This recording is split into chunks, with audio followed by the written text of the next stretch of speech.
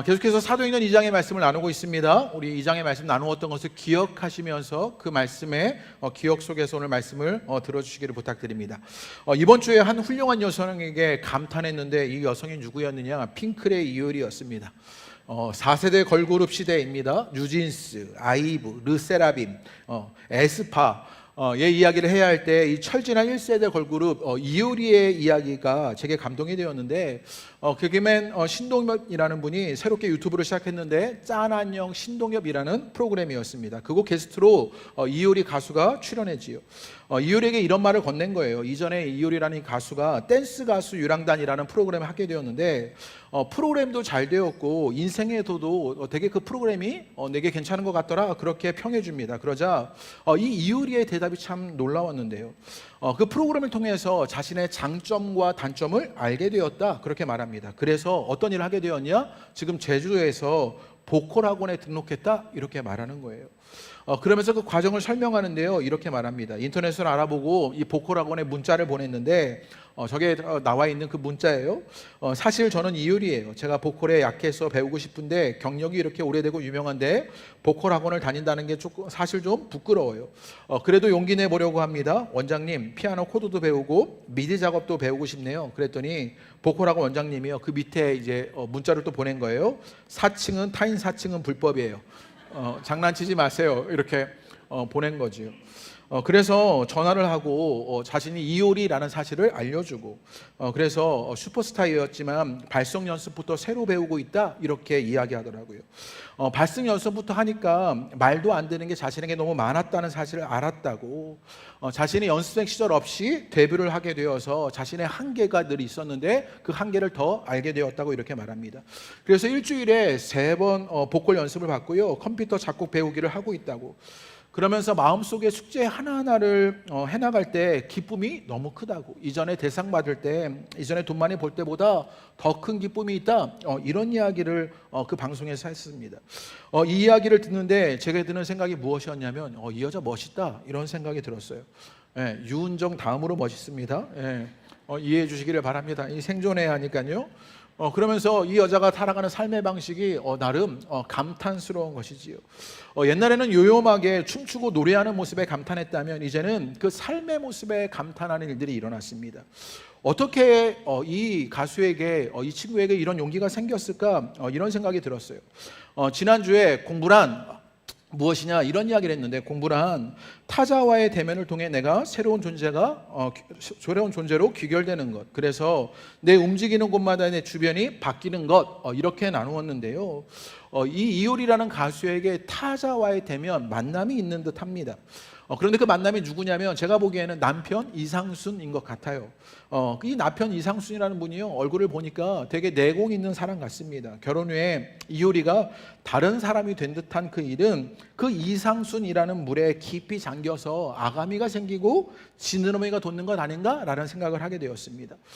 전생에 나라를 구한 3인이 우리 가운데 있답니다. 인터넷에 있는 얘기인데 그게 누구냐면 배우 한고은과 결혼한 연정훈, 배우 탕혜유와 결혼한 김태용 감독, 가수 이효리와 결혼한 이상순이다 이렇게 말하고요.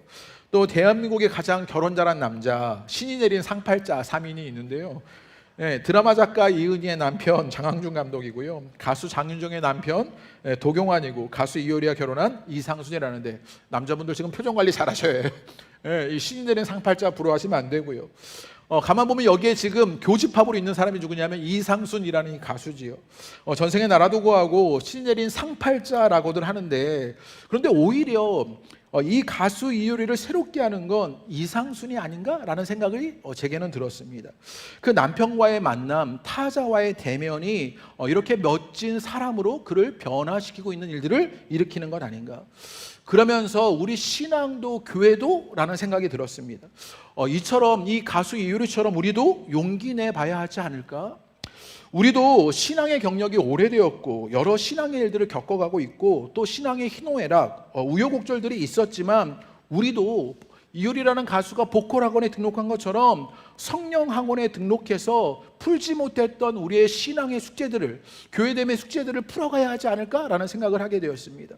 우리가 성령님으로 예수님께 빠져들어서 타자와의 대면이 있었다면 새로운 존재가 되고, 그래서 우리가 움직이는 곳마다 새로워지는 일들을 위해서 우리도 그렇게 주님 안에 빠져드는 일들이 있어야 하지 않을까라는 생각이 들었어요. 지난 몇 주간 사도행전 2장의 말씀을 계속 나누게 됩니다. 성령의 임재를 경험한 초대교회 공동체가 성령님으로 예수님께 빠져들게 되었습니다. 그러자 그들은요, 하기 필요를 따라 물고기를 그렇게 쪼는 정도가 아니라 예수님께 잠기는 일이 있었지요. 그러자 그들에게 아가미가 돋고 지느러미가 생기는 그런 변화가 생겼습니다.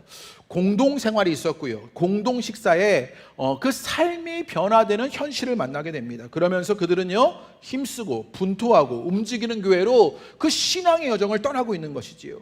그러면서 오늘 말씀에서 그들에게 있었던 그 삶의 현실을 일으켰던 것, 그 삶을 변화시켰던 것이 무엇이냐, 그 알매 사건을 통해서 그 삶의 현실이 변화되는 일들을 보여주게 됩니다. 말씀을 통해서 우리의 삶을 변화시키는 그 알매 모험과 도전이 우리에게도 일어나게 되기를 주님의 이름으로 축복합니다. 베드로의 설교를 듣고 예루살렘에 모이던 사람들은요, 이렇게 반응했어요. 우리 30절의 말씀 다 같이 한번 읽겠습니다. 시작. 그들이 이 말을 듣고 마음에 찔려 베드로와 다른 사도들에게 물어 이르되 형제들아 우리가 어찌할꼬 하거늘. 성령님으로 예수님께 빠져들자 사람들에게 어떤 일이 일어났냐면 마음에 찔림이 있었다라고 말합니다. 말씀 앞에서 양심의 가책을 느끼는 것이죠. 그리고 탄식합니다. 우리가 어찌할꼬 라고 말하는 것이지요. 아무 일도 없었다는 듯 그냥 지나쳐버리지 않았어요. 여기가 중요한데요. 아무 일도 없었다는 듯 그냥 지나쳐버리는 것이 아니라 우리가 어찌할꼬 묻고 있습니다. 그렇게 내 세계를 무너뜨리고 내 생각을 교정하고 내 판단을 수정할 각오를 합니다. 여기서부터 회심이 시작되는 것을 보게 되는 것이요. 우리가 어찌할꼬. 그래서 새롭게 이루어진 공동체의 모습을 우리가 어찌할꼬 탄식하면서 내 세계를 무너뜨리고 내 생각을 교정하고 내 판단을 수정할 각오로 그들이 서게 되었을 때 그 변화된 모습을 42절이 이렇게 이야기해 줍니다. 우리 42절의 한 구절만 가지고 오늘 말씀을 나누려고 하는데 우리 42절 말씀 다 같이 읽어보겠습니다. 시작. 그들이 사도의 가르침을 받아 서로 교제하고 떡을 떼며 오로지 기도하기를 힘쓰니라. 그들에게 어떤 변화, 우리가 어찌할꼬 라고 하면서 그 가책에 그냥 지나쳐 버리지 않고 탄식하며 자기의 세계를 무너뜨립니다. 그리고 자기의 생각을 교정해요. 자기의 판단을 수정합니다. 그럴 때 그들이 무엇을 받았냐면 사도의 가르침을 받았다 이렇게 말합니다. 우리가 지난주 말씀을 통해서 초대교회가 서로 교제하며 공동생활했습니다. 떡을 떼며 공동식사가 있었습니다. 그리고 힘쓰니라 그들이 멈추지 않고 움직이는 교회로 싸우고 분투하는 교회였는데, 그런데 무엇을 통해서 그 일이 일어나는지를 알려주는데 그것이 무엇이었냐? 사도의 가르침을 받아 라고 말합니다. 그들은요 배우는 교회가 되었습니다. 그리고 그 말씀 끝에 힘쓰니라 그냥 배우는 게 아니라 지속적으로 헌신하며 배우는 교회 되었다고요. 초대교회의 급진적이고 역동적인 변화는 그 한가운데 무엇이 있었냐? 이 가르침이 있었다라는 사실을 우리 가운데 보여주는 것이에요. 우리가 오해하지 않아야 하는데요. 지금 사도행전 2장에 어떤 일이 있었냐면 오순절 성령 강림 사건이 일어나요. 그래서 오순절에 그 성령의 충만한 역사를 얻게 돼요. 그러면요 우리는 어떤 변화를 기대하냐면 우리가 막 직통 계시 받는 거죠. 뭐 병화가 막 이러면서요 막 하나님을 만나는 것 같은 이런 경험이요. 그런 걸 기대하고요. 아니면요 목소리가 허스케지면서 막 기도가 막 길어지고요. 막 믿습니다 하면요 그런 일이 일어날 것처럼 여기는데 그런 반지성적인 모습이 아니라 성령의 충만을 받게 되자 성령을 일어나는 것은 무엇이었냐? 성령을 통해서 배움의 학교가 세워졌더라고요. 사도의 가르침을 받아 이 배움의 학교가 세워지지요. 사도를 통해서 가르치는 학교의 일이 일어납니다. 삶을 위한 알매 일들이 일어나고 것을 보게 되는 것이요. 여러분 성령님은요 진리의 영이에요. 성령은 철저하게 진리이신 예수 그리스도의 말씀을 기억나게 하고 각 사람 속에서 각자의 상황에 적용할 수 있도록 순종할 수 있도록 돕는 분이 성령님인 것을 보게 되는 것이에요.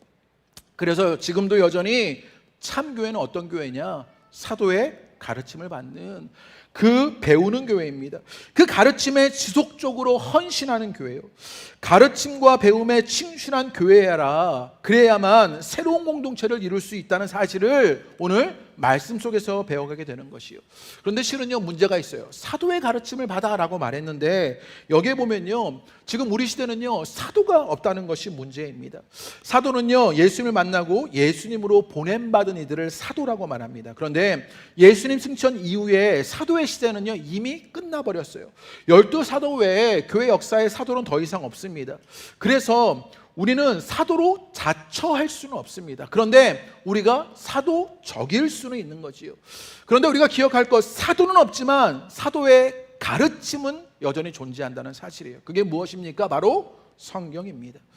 오늘 사도의 가르침을 받았다라는 이야기는 그 사도적 가르침이 우리에게 남았는데 그 사도의 가르침, 성경의 아래에, 그 가르침 아래에 우리 모두가 있어야 한다는 것이지요. 연합한 공동체, 우리 공동체는요, 어떤 공동체가 되어야 하느냐? 배우는 공동체가 되어야 합니다. 연합하면서 제가 꿈꾸는 일이 한 가지가 있는데 그것이 무엇이었냐면 교회에 정말 좋은 커리큘럼으로 성경 공부를 짜내는 것입니다.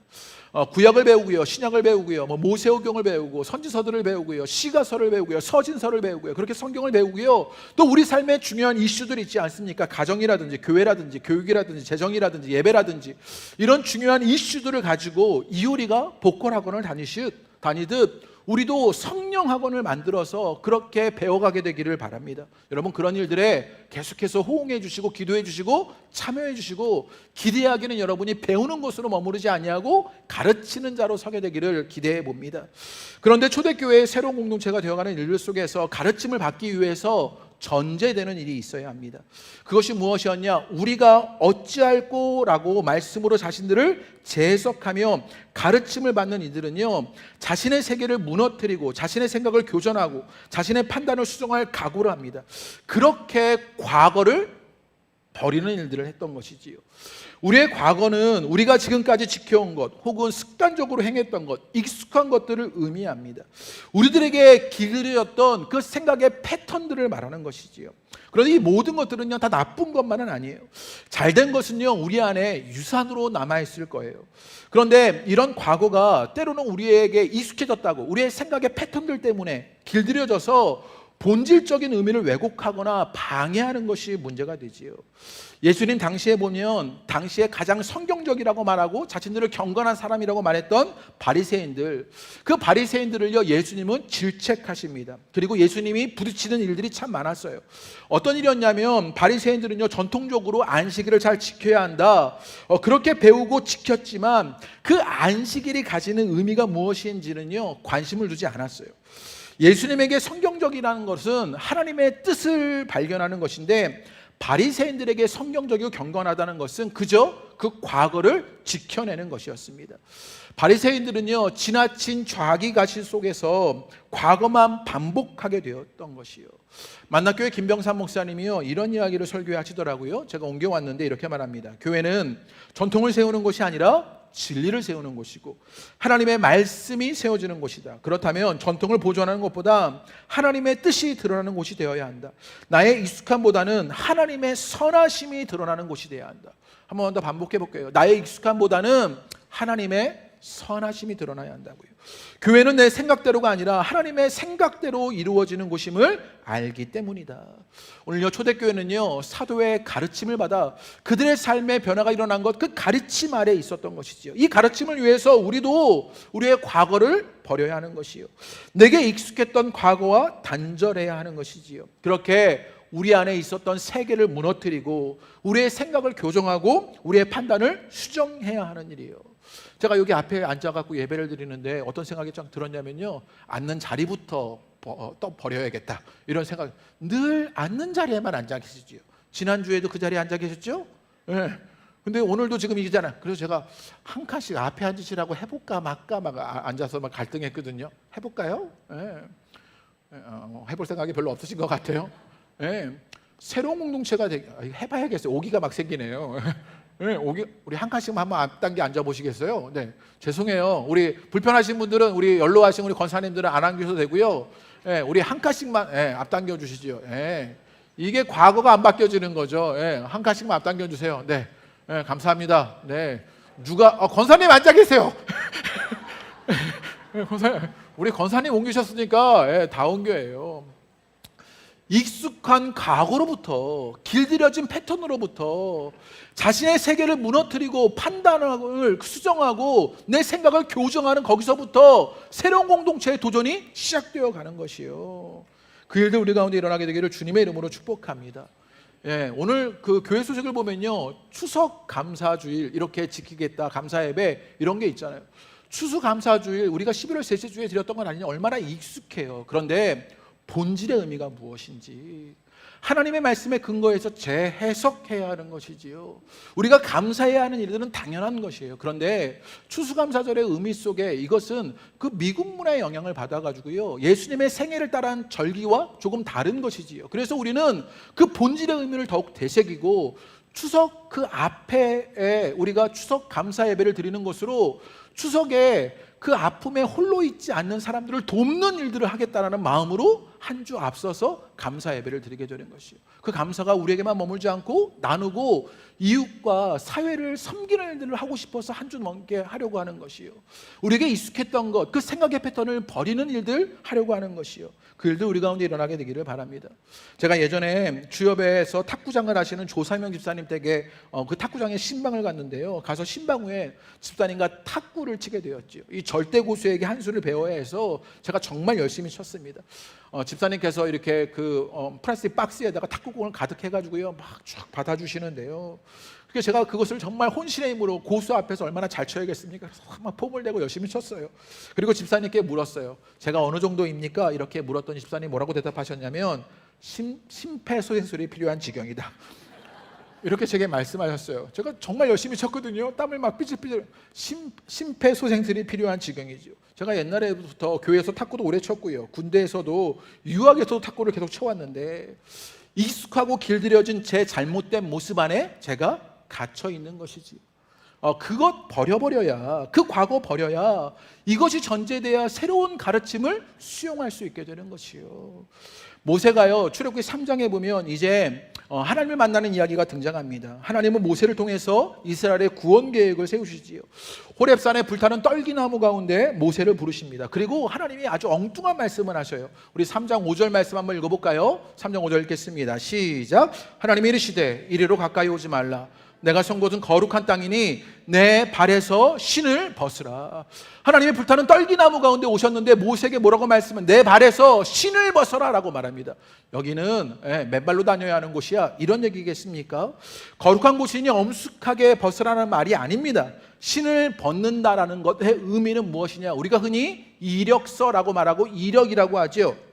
이 이자는 밟을 이자, 신 이자이고 이 역은 지낼 역자입니다. 내가 밟아왔던, 내가 지나왔던 역사, 지나왔던 그 시간들이라는 말이지요. 내가 밟고 왔던, 지낸 삶, 그것들 이제 벗어버려라. 모세를 부르시며 그거 벗으라고 말하는 것이지요. 모세에게 이제 그 밟았던 그 삶의 일들 벗으라는 것입니다. 그리고 이제 새롭게 이스라엘의 지도자 모세로, 하나님의 구원 계획을 이루는 선지자 모세로 세워지는 것을 말씀하시는 것이에요. 모세가 신을 벗자 출애굽기의 하나님의 역사가 모세를 통해서 시작되는 것을 보게 되는 것이에요. 그렇게 모세는 과거를 버리고 절대 타자 하나님과의 대면을 통해서 그 가르침 속에서 새로운 존재가 되고, 그렇게 모세가 움직이는 곳마다 변화의 일들이 일어나게 되는 것이에요. 모세에게 내 발에 신을 벗어라, 이 말씀이 오늘 우리들의 말씀으로 받아지게 되기를 주님의 이름으로 축복합니다. 그렇게 우리의 지나왔던 삶의 일들, 내 세계를 무너뜨리고 내 생각을 수정하고 내 판단을 교정하는 그 일들, 그것으로 시작으로 그 가르침 가운데 있어야 하는 것이요. 우리 새로운 공동체, 새로운 신앙과 모험을 여정을 떠나는 우리에게도 주님이 주시는 말씀입니다. 내 발에 신을 벗어라. 그 가르침의 걸림돌이 될 것들 벗으라는 것이죠. 결별하는 것이지요. 한 주간 말씀을 묵상하면서 지난 몇 주간 사도행전 2장을 계속 묵상하면서 기도하며 말씀 속에서 제가 다짐을 했습니다. 이제 저는 새로운 목회의 길을 가겠다. 이제 목회 2기다. 목회 2기도 아니다. 아니, 처음부터 다시 시작하는 것이다. 지난 목회 11년의 일들을 제가 담임 목사로 살아오는 일이 있었습니다. 대표 목사로 지내온 일이 있었습니다. 그런데 그 모든 것들에 신을 벗어야겠다라고 여겼습니다. 그 경험에, 그 익숙함에, 그 얄팍한 성공에 발목 잡히지 않아야겠다. 새로운 목사로, 새로운 목회로, 교회로 모험을, 실험을, 도전을, 여정을 떠나야겠다. 그렇게 다짐하게 되었습니다. 연합한 공동체에 우리는 그렇게 사도의 가르침을 받아 우리를 발목 잡을 수 있는, 우리에게 익숙했던 교회의 모습과 신앙의 모습과 단절해야 합니다. 우리 교회 이거 좋았잖아. 우리 이런 거 했었잖아. 우리의 그런 모습들, 거기에 고착되면 안 되는 것이지요. 새롭게 시작해야 하는 것이요. 새로운 삶을 위해서, 말씀의 가르침을 위해서 우리의 익숙함을, 생각의 패턴을, 얄팍한 경험을 버리고 겸손하게 주님 앞에 새롭게 시작되기를 주님의 이름으로 축복합니다. 이런 사도의 가르침을 바닷속에서 우리가 눈여겨볼 것이 있는데, 성령님으로 예수님께 빠져들어 새로운 공동체의 모습 속에 이들에게 보이는 거버넌스, 관리체계, 이 지배구조가 보이기 시작합니다. 새로운 가르침을 받은 이 성령 받은 공동체는요, 이들의 지배구조, 관리체계가, 거버넌스가 다른 모습이었던 것이지요. 우리가 흔히 기업의 요즘 경영을요, ESG 경영이다, 이런 얘기를 합니다. 책임을 강조하는 경영 전략으로 인바이러먼트, 환경을 말하고, 소시알, 사회를 말하고, 거버넌스, 지배구조, 관리체계가 있어야 한다는 것이지요. 가만히 보면 교회는 이미 예전부터 이게 있었던 것을 보게 됩니다. 42절 말씀을 영어로 보면요, 거기 뭐라고 그러냐면 They devoted themselves to the apostles' teaching, 이렇게 발음 되게 안 좋지요? 네, 이렇게 말했어요. 이 사도들의 가르침이라고 말해요. 여러분, 우리가 가지고 있던 개혁개정판과 무엇이 다른지를 좀 비교해 보셔야 하는데, 세번역으로도 봐도 42절에 보면 그들은 사도들의 가르침에 몰두하며 라고 말했어요. 차이를 발견하실 수 있겠어요? 개혁개정판은요, 사도의 가르침을 받아라고 얘기했고, NIV는요, The Apostles' Teaching이라고 말했고, 세번역은요, 사도들의 가르침에 몰두하며 이렇게 말했어요. 어떤 차이가 있는 것 같으세요? 여기서 사도라고 말했을 때 개역개정은요, 단수로 썼는데 나머지 번역본들은요, 복수로 쓰고 있어요. 원어도 마찬가지로 복수로 쓰고 있습니다. 그러니까 이 가르침은 사도들의 가르침이었습니다. 그런데 우리가 문장을 쓸 때 앞에가 복수였으면 뒤에도 무엇으로 써야 해요? 복수로 써야 하죠. 사도들의 가르침이었으면 그 가르침들도 복수가 돼야 하는데, 실은 그렇지 않아요. 사도들의 가르침인데 가르침은 단수로 씁니다.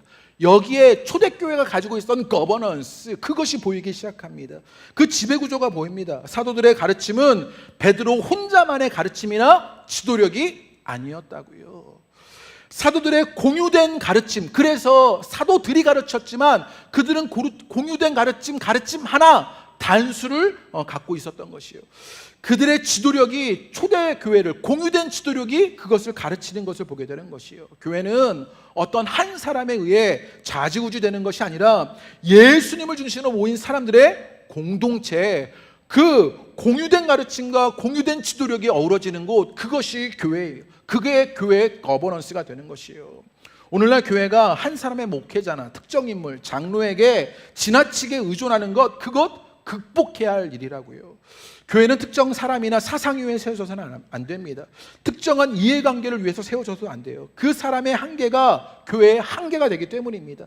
특정 이념 위에 세워진 집단으로 전락해버리고 말아요. 교회가 목회자의 목회 철학이나 성경관, 교회 간의 영향을 받기 마련이지만, 그렇다고 한 사역자의 생각만이 관철되는 곳, 그것 되어지지 않아야 한다고요.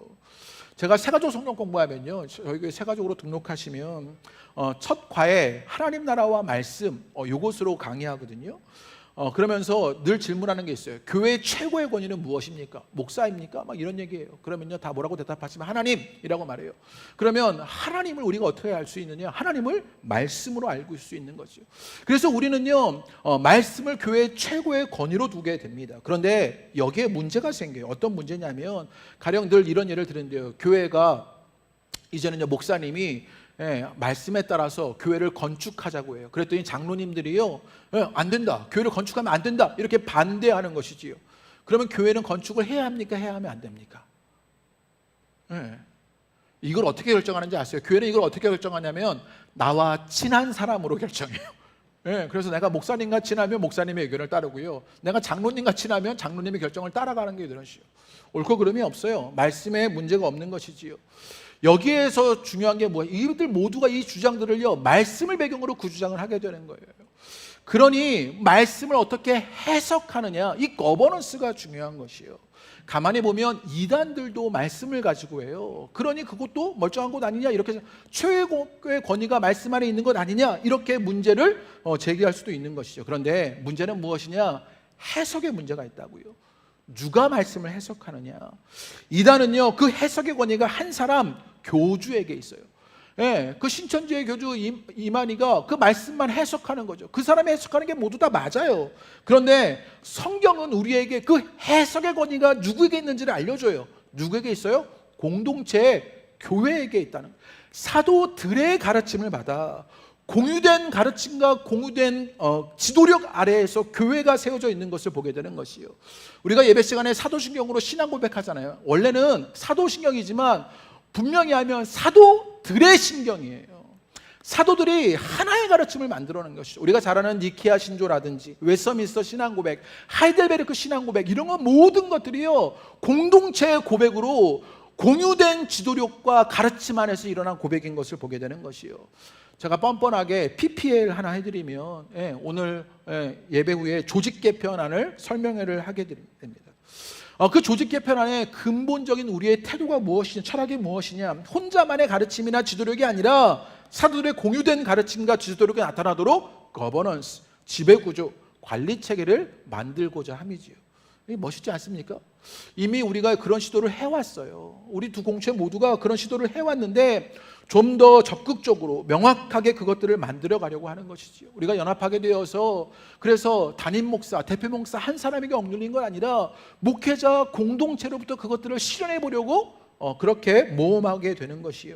그렇게 움직이는 교회, 힘쓰는 교회가 되기를 주님의 이름으로 축복합니다.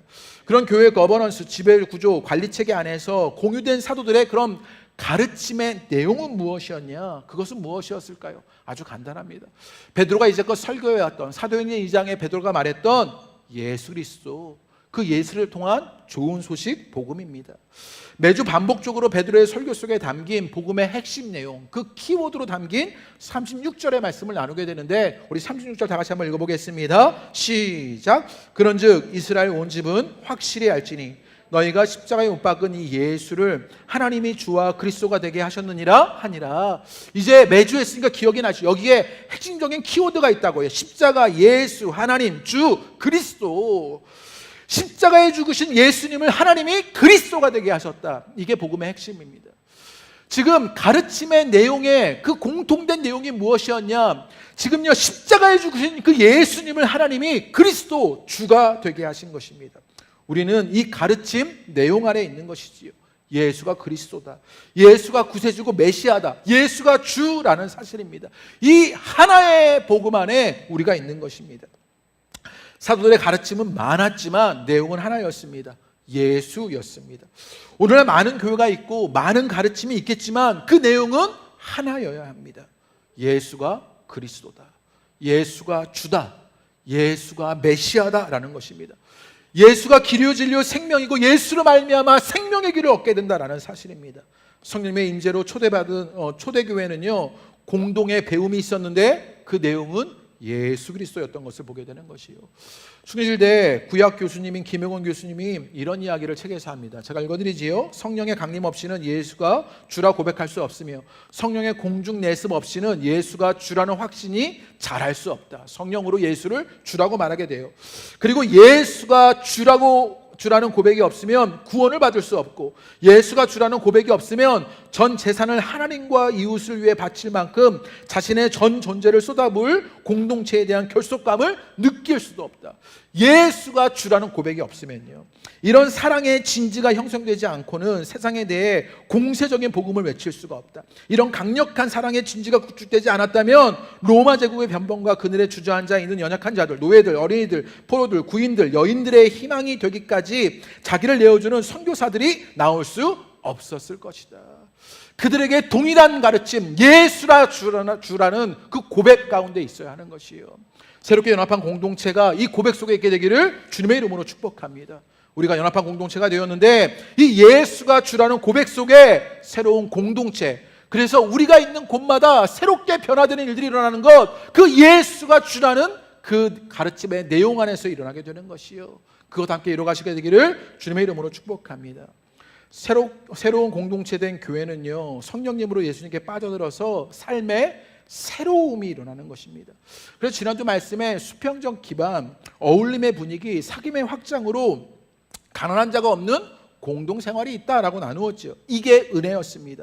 또 사람과 사람 사이에 아무런 차이가 존재하지 않는 공동식사, 은혜로 살아감을 인정하는 공동식사, 예수로 살아나는 것을 고백하는 그 공동식사가 일어나는 것이지요. 이런 삶의 변화가 가능하게 되었던 것, 사도들의 가르침을 받았기 때문이라고요. 그 앓음을 통한 삶의 변화가 일어나게 되는 것이요. 과거를 버리고 건강한 공동체의 지배구조 속에서 예수님을 주라고 배우고 고백하는 앓음을 통해 새로운 공동체가 되어지는 것이요. 우리는 이 암과 삶의 관계를 이해해야 합니다. 이런 차원에서 삶과 암은 상호적으로 연결되어 있고 소통하는 것이에요. 이 암으로 머물 수 없고 이 삶으로도 머물 수 없어요. 이것이 함께 상호적으로 연결되어 있고 소통해야 하는 것이지요. 구체적인 삶은 구체적인 암의 관계 속에서 그 의미를 찾을 수가 있습니다. 거꾸로 암은 현실적인 삶을 통해서 그 실체를 알아갈 수 있게 되는 것이요. 삶에 삶이 없으면 허무주의가 되고 삶에 삶이 없으면 의미 없는 단순함과 가벼움에 빠져들게 됩니다. 결국 암과 삶은 서로 소통하고 두 현실은 궁극적으로 하나라는 사실을 알게 되는 것이요. 우리에게 암이 있었다면 삶이 일어나야 하는 것이요. 제가 있는 척 하려고요, 좀 복잡하게 설명했는데요, 여러분, 암은 삶을 이끌고요, 삶은 암을 현실화시킨다고요. 그렇게 우리 가운데 신앙이 세워져 가고 교회가 되어져 가는 일들을 만나게 되는 것이요. 이 암과 삶이 함께 연결되고 소통하는 것으로 우리의 신앙이, 교회가 세워져 가는 일들이 있게 되기를 주님의 이름으로 축복합니다. 말씀을 마치려고 합니다. 다시 사도의 가르침을 받아 힘쓰니라. 참 그리스도인들은요, 평생토록 배우는 사람입니다. 우리는 그 삶이 삶이 되는 존재가 되도록 애쓰는 사람들이 되어야 합니다. 그 말씀이 실제가 되고 사건이 되고 말씀 자체가 되도록 애써야 하는 것이요. 그 길을 가는 은혜가 저 여러분 가운데 있게 되시기를 주님의 이름으로 축복합니다.